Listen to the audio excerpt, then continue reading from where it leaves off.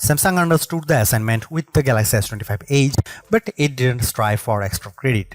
The goal was to make a Galaxy S25 Plus that's easier to hold, but Samsung did not set out to make the thinnest phone possible. In fact, the Galaxy S25 Edge isn't even the thinnest phone Samsung makes today. Instead, it did what Samsung does best. It gave us a little more inside, a little less. The Galaxy S25 Edge is a very good phone and it feels like something unique compared to every other phone I have reviewed. The difference is noticeable. It's much slimmer and lighter than almost everything else, even when wearing a case. Still, the S25 Edge isn't a revolutionary new design, and I can't help but anticipate the competition it's going to face from Apple in the shape of the rumored iPhone 17 Air. This is the thinnest Galaxy S device Samsung has ever crafted. It's 1.5mm thinner than the Galaxy S25 Plus and almost 2.5mm thinner than the Galaxy S25 Ultra. Could I feel that millimeter in my hand? I'm not sure, but between the thinness and the weight reduction, it's almost a full ounce lighter than the Plus and 2 ounces lighter than the Ultra. The Galaxy S25 Edge is undoubtedly a standout. The Galaxy S25 Edge isn't the phone for you if you want the thinnest phone possible. It's the phone for you if you want a Galaxy S25 Plus but wish it were easier to hold. It's the Galaxy S25 Ultra minus the extra bits that you wouldn't use. Like the S Pen stylus, it's not something totally new, but it's a better option for the right buyer. But why didn't Samsung go for broke? Why not make the Edge the absolute thinnest smartphone ever? The Galaxy Z Fold 6 is 5.6mm thin when it's unfolded. Had it shaved another 0.3mm off the Edge, Samsung could have at least said that this is the thinnest Samsung phone you can buy. The answer, of course, is battery life. The Galaxy Z Fold 6 is super thin, but the battery is split between the two halves. Each half of the Galaxy Z Fold 6 packs only about 2200 mAh of battery life, which a lot less than 3800 mAh battery the Galaxy S25 Edge offers. A thinner Galaxy S25 Edge would have meant a smaller battery, and based on my testing, the Galaxy S25 Edge is using the smallest battery it can get away with.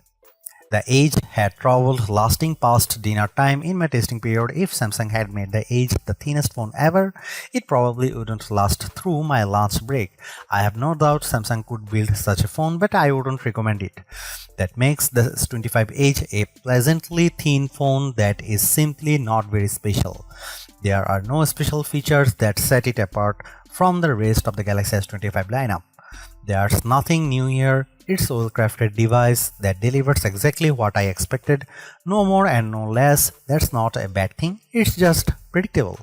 The big problem is that Samsung is competing against a specter. The iPhone 17 Air could arrive later this year, and it's hard not to see the Galaxy S25 Edge as a preemptive attack by Samsung on Apple's next design concept, because no mistake, Apple is going to make a big deal out of going thin. Apple is going to pretend it invented the millimeter. If and when Apple launches an iPhone Air in September, it will act like thinness is the biggest design innovation since the capacitive touchscreen. All other specs be damned, and I think Apple will be willing to shrink the battery and cut back on cameras even more severely than Samsung. If that happens, the iPhone 17 Air will probably be less capable than the Galaxy S25 Edge in many ways, but it will give Apple the all-important bragging rights. Apple could use the dual OLED display found on the iPad Pro, and recent rumors suggest that rumored phone will be around 5.5mm, making it thinner than any phone Samsung currently sells.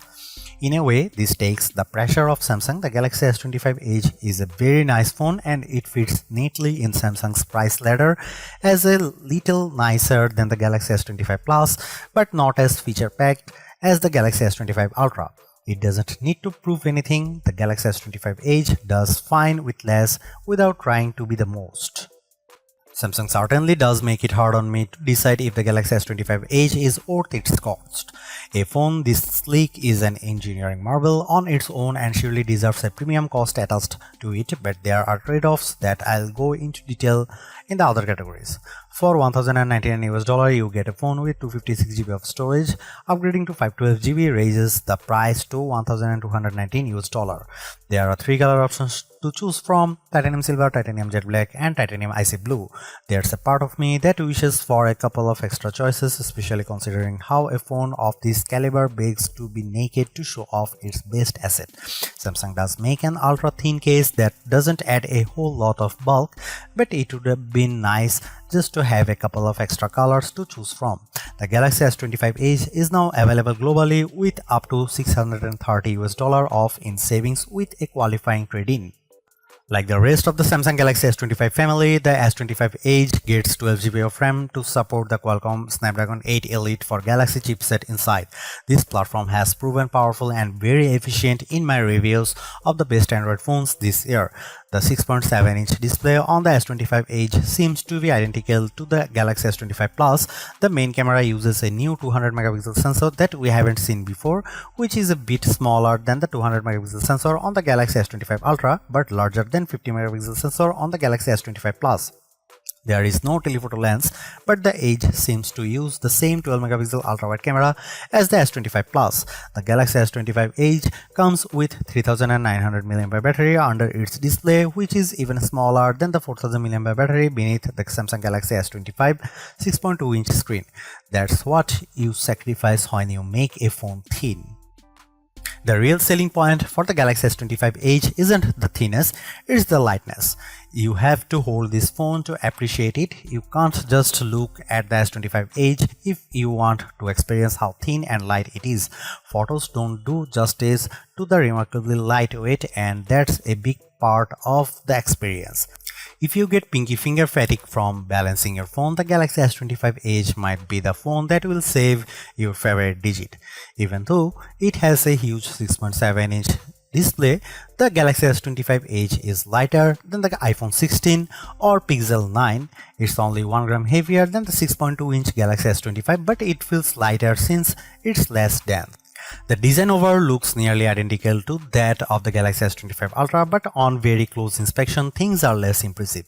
Frankly, the build quality of the Galaxy S25 Edge seems messy compared to the Ultra or to any other Apple iPhone. There are gaps between the frame and the back glass. The SIM card tray doesn't line up perfectly. There's a gap between the camera bump and the back of the phone that I worried would pick up dirt, and by the end of my review period, that was the dingiest part of the phone.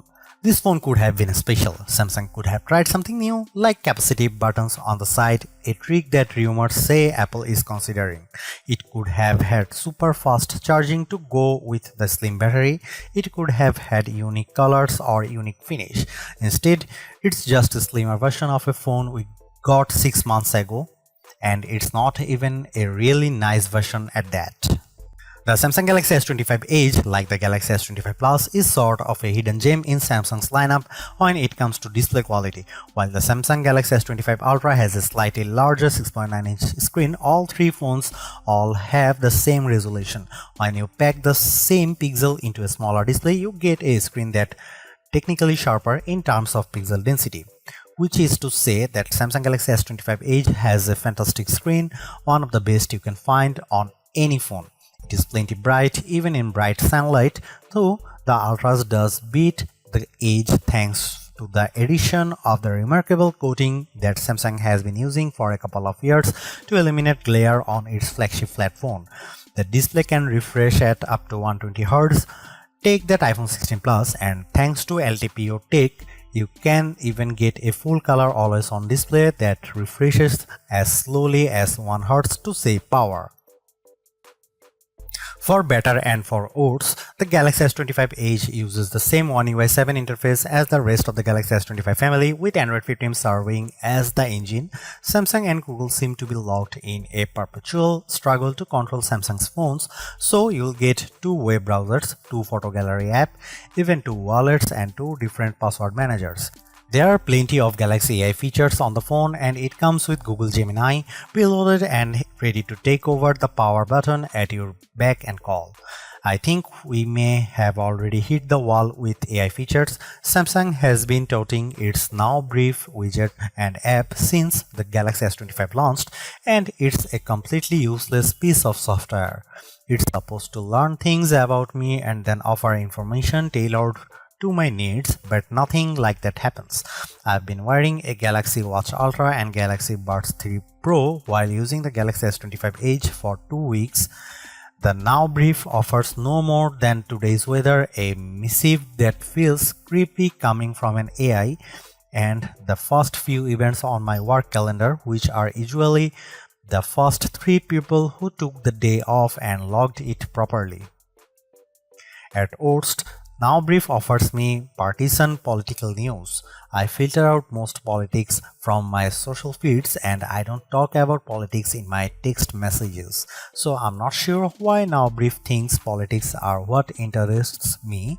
It's inescapable. Thankfully, Samsung has confirmed that the Galaxy S25 Edge will get 7 years of major Android and security updates, so it should last through Android 22, just like the rest of the Galaxy S25 family.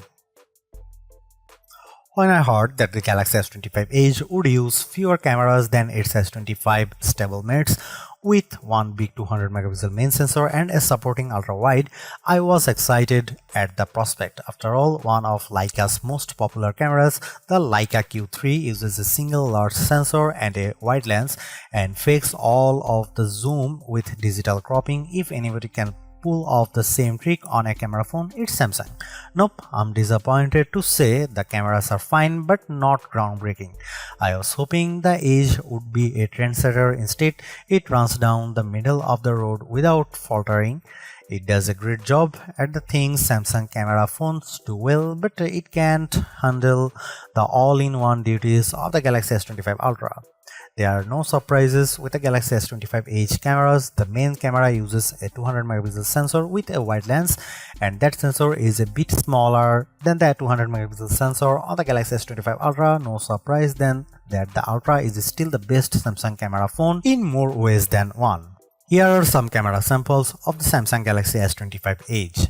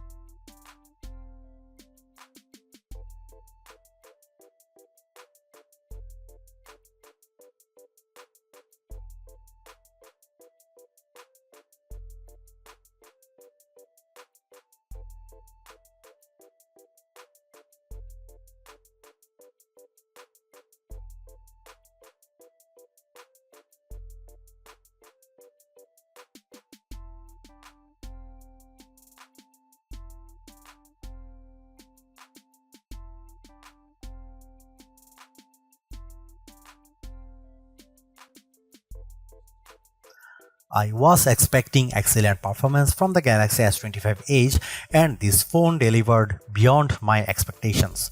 It was plenty fast, with the overclocked Snapdragon 8 Elite for Galaxy chipset providing a bit more boost than you will get on a non-Samsung Snapdragon phone.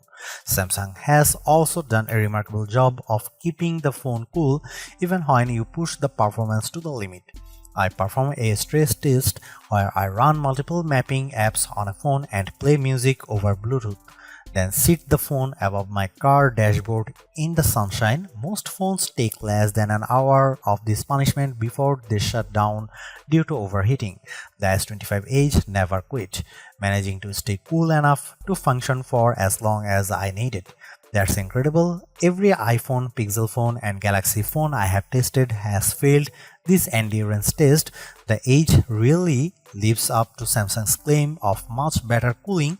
The 10% larger vapor chamber clearly makes a real difference. This makes the Galaxy S25 Edge an easy contender for a best gaming phone ranking. It offers a great performance and superior cooling, everything a gaming phone needs. I also had fun playing games with the Galaxy S25 Edge clipped into my Xbox wireless controller using a cheap third-party attachment from Amazon.